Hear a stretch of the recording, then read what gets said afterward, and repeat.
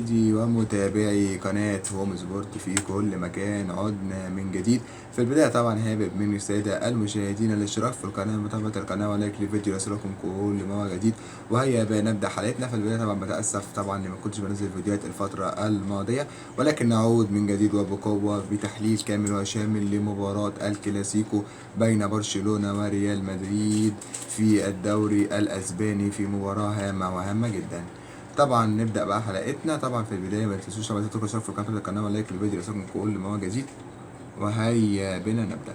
في البدايه طبعا ريال مدريد داخل المباراه دي بكل قوه طبعا، من الناحيه المعنويه والناحيه النفسيه عنده دفعه كبيره جدا، وخصوصا طبعا بعد الفوز على مانشستر سيتي اللي يعتبر حاليا اقوى فريق في العالم بلا منافس طبعا، والتأهل إلى الدور نصف النهائي في دوري أبطال أوروبا. على الناحية التانية طبعا للأسف الشديد برشلونة داخل وهو محطم نفسيا بعد الهزيمة الثقيلة جدا جدا من باريس سان جيرمان، وطبعا الخسارة بأربع أهداف مقابل هدف بعد ما كان متقدم وفايز في مباراة الذهاب 3-2، ثم تقدم في بداية في مباراة الإياب أيضا بهدف نظيف، ولكن للأسف عاد باريس برباعية وقضى على أحلام برشلونة وتأهل إلى الدور نصف النهائي في دوري ابطال اوروبا. فمن الناحيه طبعا الدفعه المعنويه الكبيره طبعا اللي داخل بيها ريال مدريد هتكون افضل بكتير من برشلونه دي من ناحيه، ولكن في بقى كام مشكله عند ريال مدريد نتكلم عليهم في الاول، وكم مشكله عند برشلونه، واقول طبعا توقعاتي لتشكيل الفريقين ونتوقع النتيجه ونختم حلقتنا.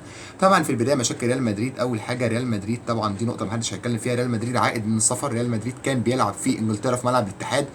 طبعا دي نقطة صعبة شوية ان انت تكون راجع من انجلترا الاربع بالليل، يعتبر اخر الاربع، ولعبت كمان مع الريال اكسترا، لعبت بالريال مع السيتي اكسترا تايم وضربات جزاء، ووصلوا لحد يعتبر بداية يوم الخميس، وبعد كده انت بتسافر من انجلترا، ترجع من انجلترا لاسبانيا تاني، فسفر طبعا لعيبه طبعا مرهقه، اللعيبه تعبانه، انت بتلعب 120 دقيقه وركلات جزاء، وفريق زي السيتي فريق قوي جدا. ونقطه قوه السيتي زي ما قلت لك قبل كده انه فريق ضاغط عليك الاربعه بكل قوته، ضاغط عليك باربع وخمس لاعبين في منطقه الجزاء عندك، ما بيسيبلكش اي فرص. فريق قوي جدا في الضغط العالي، في الضغط العكسي، فبيرهق لعيب الخصم طبعا، وارهق لعيب ريال مدريد بقوه طبعا، رغم ان الريال اتاهل، ولكن اتاهل طبعا بعد معاناه كبيره بعد ما لعب ماتش قوي جدا امام مانشستر سيتي. فالارهاق البدني طبعا وعدم جاهزيه بعض اللاعبين دي هتكون مشكله عند الريال، دي اول نقطه. تاني نقطه طبعا مشكله في الريال بردك ان الريال في الفترة الأخيرة بردك أنا شايف مستوى فينيسيوس جونيور خصوصا شايفه مهتز شوية. فينيسيوس جونيور كان متألق زي ما قلت لكم في المباريات اللي فاتت، في الفترة اللي كان مصاب فيها رودريجو ما بيلعبش بشكل أساسي كان فينيسيوس متألق، ولكن بعد عودة رودريجو مرة أخرى وفينيسيوس ريح، شايف رودريجو هو اللي متألق الفترة الأخيرة، فينيسيوس مريح خالص.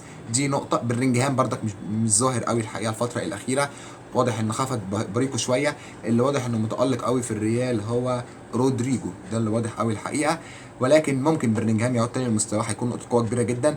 وشفناه سجل هدفين في برشلونه في مباراه الذهاب في ملعب برشلونه، وفينيسيوس جونيور شفناه هو بيسجل ايضا هاتريك في مباراه الكلاسيكو في السوبر الاسباني في السعوديه. فطبعا دي نقطه قوه عند الريال لو رجع الثنائي فينيسيوس جونيور النهارده وبرلينجهام لمستواهم مع رودريجو اللي متالق جدا جدا جدا جدا في الفتره اللي فاتت، هتكون نقطه قوه كبيره للريال.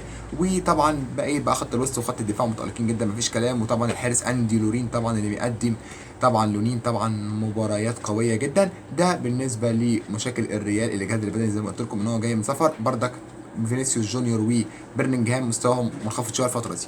بعد كده نروح لمشاكل برشلونه. برشلونه طبعا اول مشكله حطم نفسيا من الفريق طبعا، خلاص الفريق يعتبر رسميا خسر كل حاجه السنه دي، موسم صفري خلاص. انت خسرت السوبر لصالح الريال في النهائي، انت خلاص خسرت الكاس، دوري خلاص بنسبه كبيره جدا ضاع خلاص، مفيش يعني صعب قوي ان انت تاخد الدوري، دوري الابطال خلاص انت خرجت منه، فموسم صفري خلاص لبرشلونه. فالنقطه دي سلبيه قوي على برشلونه.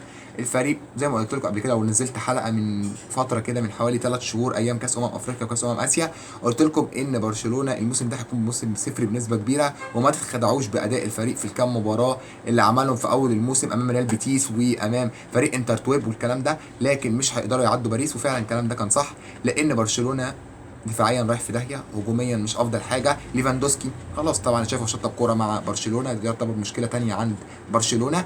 وكمان زائد ان ليفاندوسكي تعبان ومشطب كوره في الفتره اللي فاتت.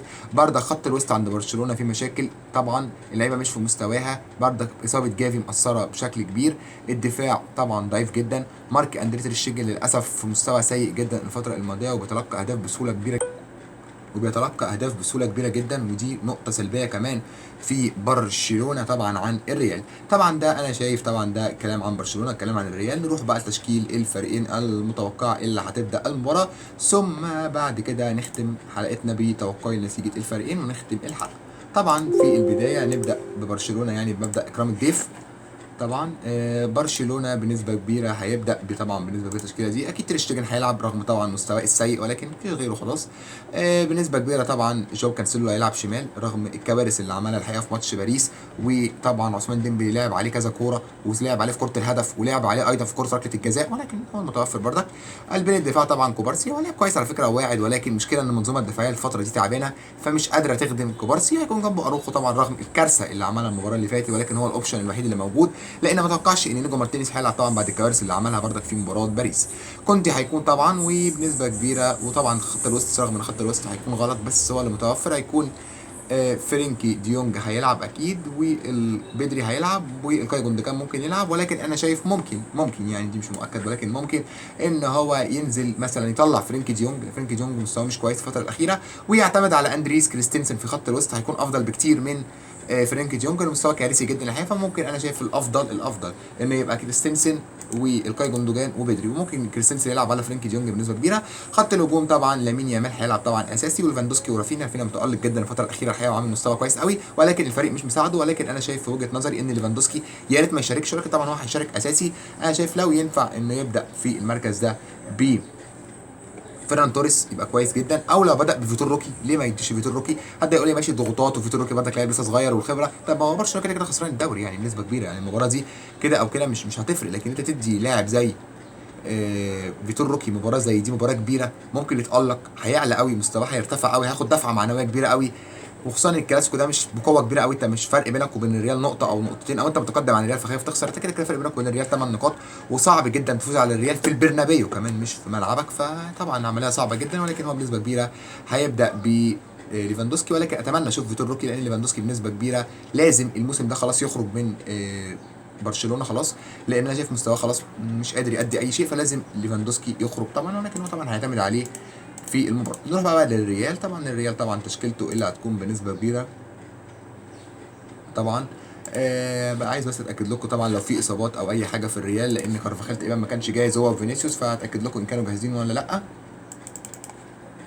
متاكد طبعا من جاهزيه الثنائي طبعا، ولكن هو بنسبه كبيره انا سمعت ان هو تقريبا كارفاخال بنسبه كبيره هيكون جاهز بنسبه كبيره، يعني لان هو مجهد لكن مش مصاب. فبنسبه كبيره طبعا طبعا التشكيله مش مؤكده، لان التشكيله طبعا انا بنزلها لكم قبل ميعادها بفتره كبيره الفيديو، فممكن اي شيء يتغير. ولكن التشكيله المتوقعه هيكون طبعا في حراسه المرمى اندي لولين طبعا اللي مقدم مستوى عالي جدا جدا جدا جدا. طبعا قلبين الدفاع هيكون تشاوميني، هيرجع تاني طبعا، اللي كان الماتش اللي فات موقوف طبعا، هيرجع المباراه دي خلاص مش هيكون غايب. وهيكون جنبه انطونيو روديجير طبعا اللي عمل ماتش قوي جدا وشفناه كان متالق ازاي. كارفاخال بنسبه كبيره هيرجع لمكانه مندي. وخط الوسط هيكون توني كروس وادواردو كامافينجا، و هيكون قدام بنسبه كبيره فيدريكو فالفيردي وجود برنينجهام ورودريجو فينيسيوس جونيور، نفس التشكيله اللي لعبت مباراه الريال بنسبه كبيره طبعا. وممكن يحصل بعض التغييرات في الخطه، ونشوف مثلا لوكا مودريتش بدل توني كروس، ممكن نشوفه، ممكن طبعا ممكن نشوفه، ولكن المتوقع بنسبه كبيره توني كروس اللي هيبدا المباراه. طبعا دي توقعي لتشكيل الفريقين، وطبعا كلام عن القمه طبعا اللي بين الريال وبرشلونه. بسرعه نختم بقى حلقتنا بتوقعي للمباراه. اتوقع طبعا فوز ريال مدريد بهدفين مقابل هدف، ولكن هيكون فوز صعب جدا، والريال هيفوز بصعوبه، وممكن برشلونه يخطف نقطه، ده اقصى حاجه يعملها، ويتعادلوا. لو الريال ما قدرش يسجل في الشوط الاول او مع بدايه الشوط الثاني بنسبه كبيره المباراه هتنتهي بالتعادل الايجابي او التعادل السلبي. لكن لو الريال سجل في بدايه المباراه هتنتهي المباراه 2-1 ريال مدريد. طبعا نكون وصلنا لنهايه حلقتنا، شكرا على المشاهده. ما تنسوش طبعا بكره هنزل لكم حلقه قويه جدا جدا، حلقه محبوبه جدا الى قلبي. حلقتين، الحلقه الاولانيه طبعا هكلمكم فيها عن تحليل كامل وشامل لمباراه الانتر واي سي ميلان، ماتش حسم الدوري للانتر، ماتش حسم الكالتشيو للانتر طبعا. وكمان هنزل لكم رياكشن طبعا، ولكن هيكون من غير طبعا ما هجيب لكم طبعا فيديوهات عن المباراه، هجيب لكم رده فعلي انا عن المباراه. طبعا هيكون بين الانتر والاي سي ميلان. بالتوفيق طبعا للانتر، بالتوفيق للريال.